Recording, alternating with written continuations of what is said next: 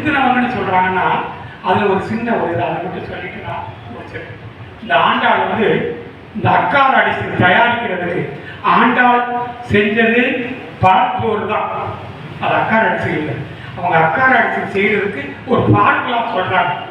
100 கடா நெய்யில அரிசியை போட்டு இனிப்பை போட்டு இது பண்ணி அக்கார அடிச்சு செய்வோம். ஆனால் அதில் எனக்கு செய்ய முடியலை அப்படின்னு ஆண்டாள் சொல்றாங்க.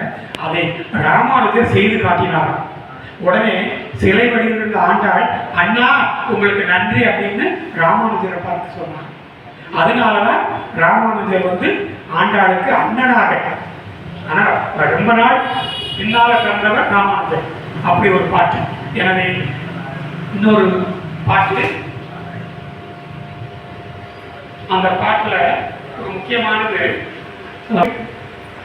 பரமனடி காட்டும் வேதம் அனைத்திற்கும் வித்தாகும் கோதை தமிழ் ஐந்தும் ஐந்தும் அறியாத மானிடரை வையம் சுமப்பது வம்பு.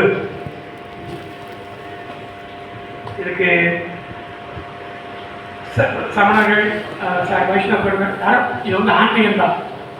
என்ன சொல்ற